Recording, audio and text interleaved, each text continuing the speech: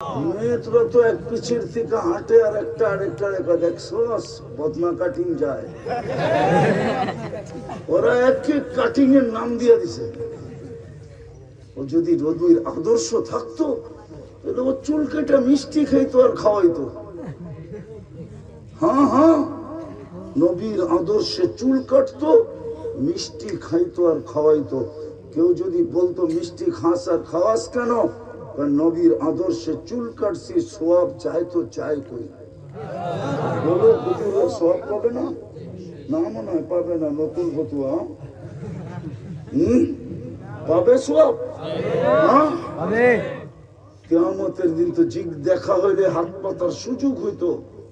জীবনভর আপনার আদর্শে চুল কাটছি, খালি হাউজে কাউসারে পানি দিয়া বুঝ দিয়া দিতে চাইতেছেন, আর কিছু দিবেন না। আল্লাহ রসুল যদি হাত পাতিস কেন, পানি তো পান করাইলাম। কেন? ওটা তো এমনি পান করার কথা ছিল, উম্মত হিসাবে পান করাবেন। সারা জীবন যে আপনার আদর্শে চুল কাটলাম, কি দিবেন দেন? আসার বিষয় না। ভালো মতে বোঝেন, কবরের প্রথম প্রশ্ন কিন্তু এটাই হবে, মা কুনতা তাকুলু ফি হাদার রাজুলি মুহাম্মাদিন। বুখারী শরীফে লেখা আছে, বানায়া বলতেছি না। ইমাম বুখারী রহমতুল্লাহ লেখছে, কবরের প্রথম প্রশ্ন হবে এটা, যে উনার আদর্শে কতটুকু আদর্শবান ছিল বলো।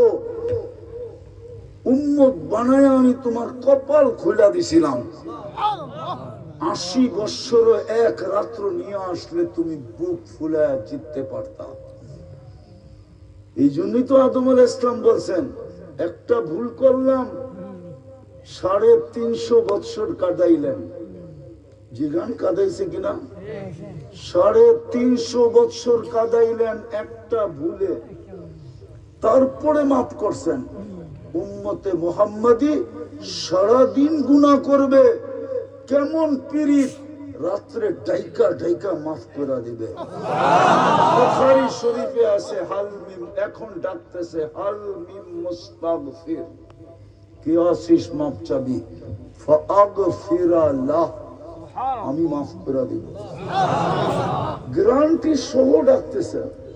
একজনও তো নাই ঘুমানোর আগে তওবা করে ঘুমায়, হাত উঠায় ঘুমায়।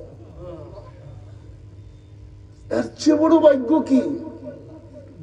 দেখাইতে গেলে সেঞ্চুরি না, রাত পাড়ায় যাবে।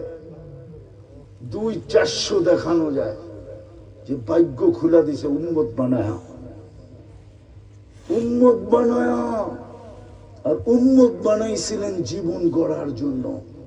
বললেই জান্নাত, বললেই বললেই বললেই করলেই জান্নাত। হ্যাঁ হ্যাঁ হ্যাঁ, তৃতীয় দেখামো, তৃতীয় কালাম দিছিলেন,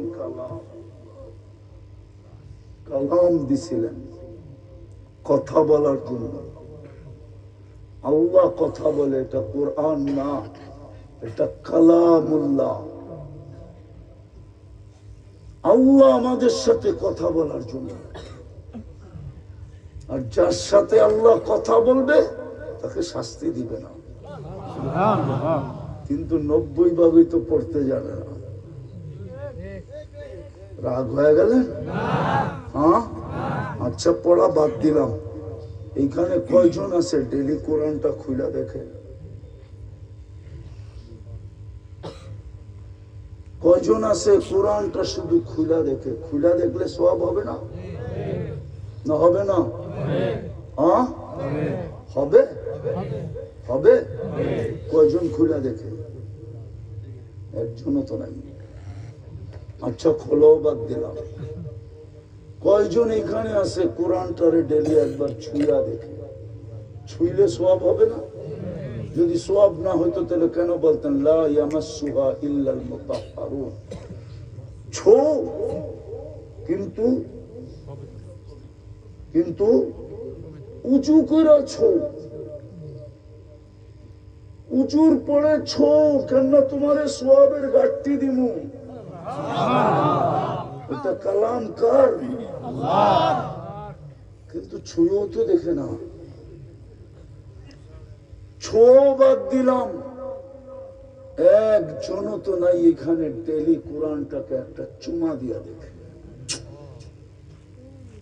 অথচ কালাম তো ওই কালাম, ঘোষণা তো দিছিলেন তোমার পক্ষে যাইতে দেরি, জান্নাতে নিয়ে যেতে দেরি করবে না। মান জাআলাহু আমামাহু কাদাহু ইলাল জান্নাহ। যে কোরআনের সামনে রাখবে, কোরআন তাকে টানতে টানতে জান্নাতে নিয়ে যাবে। এই জন্যই তো বুখারী শরীফে আছে, আল্লাহর রাসূল কিয়ামতের দিন 3 বার সিজদায় পড়বেন, একবারে উম্মতকে দোজখ থেকে বাহির করার জন্য। একবারে আল্লাহ এক বিরাট বিরাট সংখ্যা দিবেন। তারপরে জিজ্ঞাসা করবেন, বন্ধু এতগুলা দিলাম, তারপরও কি আপনার উম্মত জাহান্নামে বাকি আছে, রয়ে গেছে? তো বলবেন না, আর বাকি নাই, কিন্তু চোখে পানি থাকবে, পানি। জিজ্ঞাসা করবে চোখে পানি কেন? নাই যখন তো খুশি হয়ে যান। আমি তো বলছি সাউফা ইউতিকা রাব্বুকা ফাতারদা, আপনাকে খুশি করব, কিন্তু পানি তো দেখি চোখে। তো বলবে ইল্লা হাবাসাহুল কোরআন, কোরআন যার বিরুদ্ধে চলে গেছে ওকে বাড়ি করতে পারি না। ও দুর্গাপুরের মানুষ, কোন মুসলমান ঘর আছে যে ঘরে কোরআন না আছে?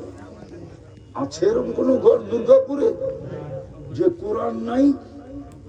কিন্তু বৎসরের পর বৎসর কোরআন ছুঁয়া দেখে না।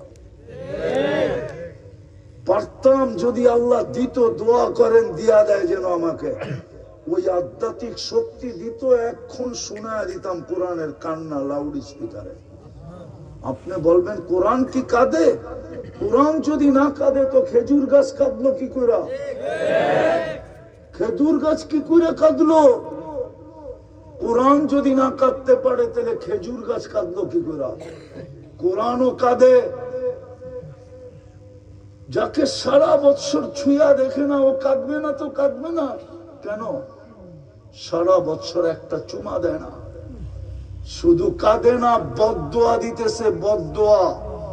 প্রমাণ দিমু, প্রমাণ কোরআন দিয়া না, হাদিস দিয়া না, যুক্তি দিয়া।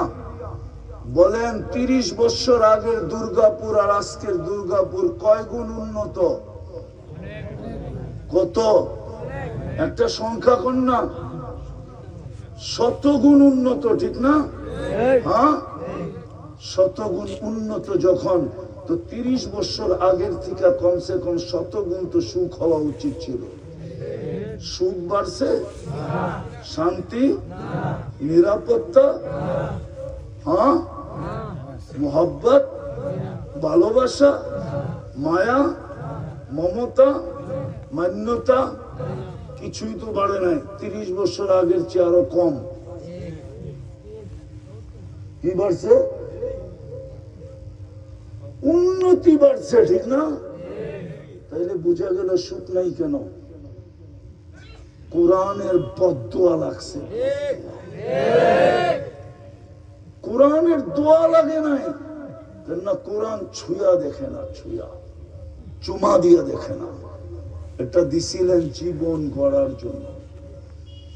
কোরআন দিছিলেন জীবনটা গড়। কোরআন যেমন বলে তেমন গড়। কোরআন তোকে টানতে টানতে জান্নাতে নিয়ে যাবে। হ্যাঁ হ্যাঁ, আল্লাহ ঘোষণা দিছেন, কোরআন যার পক্ষে যাবে আমিও তার পক্ষে। কোরআন যার জন্য লড়বে কোরআন জিতবে, এটাও ঘোষণা দিছেন। শেষটায় চলে আসছি, শেষটায়। বলেন দুর্গাপুরের পয়সাওয়ালা মানুষ দুর্গাপুরে থাকে? ওই থাকে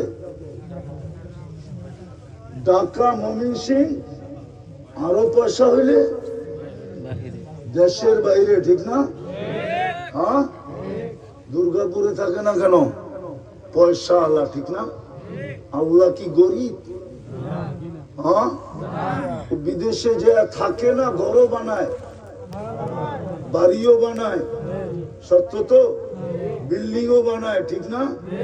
হ্যাঁ, সত্য তো? আল্লাহ কি গরিব নাকি? তাহলে ঘরটা আপনাকে দুর্গাপুরে দিল কি লেগা? ঢাকাই দিয়া দিত সব। বলতো ঢাকা এসে নামাজ পড়িস। কেন দিল দুর্গাপুরে? কেন দিল দুর্গাপুরের হাওরের ভিতরে? কেন দিল মৌয়ের জঙ্গলের ভিতরে? মৌ তো বিলকুল বর্ডার, ঠিক না? চিনেন না? মনে হয় চিনেন না। না মনে হয় চিনেন না। চিনেন? হ্যাঁ, ওইখানে দিল কেন? আমি চিনি, আমি গেছি 2 বার। ওইখানে দিল কেন? আরে বোঝেন বোঝেন, কেন দিল? প্রত্যেক মহল্লায় মহল্লায় কর দিল কেন? বইলা দিত যে বিল্ডিং না হলে দিব না, বিল্ডিং বানাইতে হবে। হ্যাঁ, তেরপাল দিয়ে বানাইলেও তো কিছু কয় না, ছন দিয়ে বানাইলেও তো কিছু কয় না, খের দিয়ে বানাইলেও তো কিছু কয় না, পাতা দিয়ে বানাইলেও তো কিছু কয় না, ছাদ না দিলেও তো কিছু কয় না। তাইলে মসজিদে নববীর ভিতরে পানি পড়লো কেমনে? ছাদ থাকলে না পড়ে নাই? ফজরের নামাজ আল্লাহ রসুল পড়াইছেন, সেজদা করছেন কাদার ভিতরে, পড়ায় নাই? হ্যাঁ, লাইলাতুল কদর তালাশ করার, তারপরে তো বলছে। তাহলে ছাদ না হইলেও তো হবে, কেন দিলেন বলেন আমাকে, যুক্তি দিয়ে বুঝান।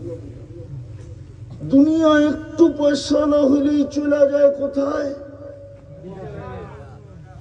ঢাকা, গুলশান, বনানী, বারিদারা, ধানমন্ডি, হ্যাঁ বসুন্ধরা, দামি দামি ফ্ল্যাটে থাকে। আর একটু পয়সা হইলে চলে যায় আমেরিকা, কানাডা, ওইখানে যায় বাড়ি কিনে। আল্লাহ কেন বাড়িটা, নিজের ঘরটা, নিজের বাড়িটা আমাদের বাড়ির পাশে দিল?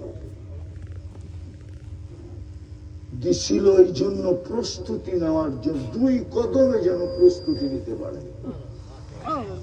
2 কদম দিয়েই যেন জান্নাত মিলা যায়, বেশি যেন হাঁটতে না হয়। 2 কদম দিলি। বাংলাদেশে তো 2 কদমে কদমে মসজিদ, ঠিক না? না না, কোনদিন না করছে যে এত ঘন ঘন মসজিদ বানাইছিস কেন? কোন হুজুর ফতোয়া দিছে? কেন বলছে আরো বানাও মসজিদ।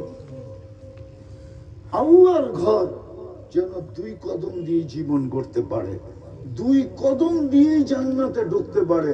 হাদিসে আছে, যাকে বেশি বেশি মসজিদে আসতে দেখো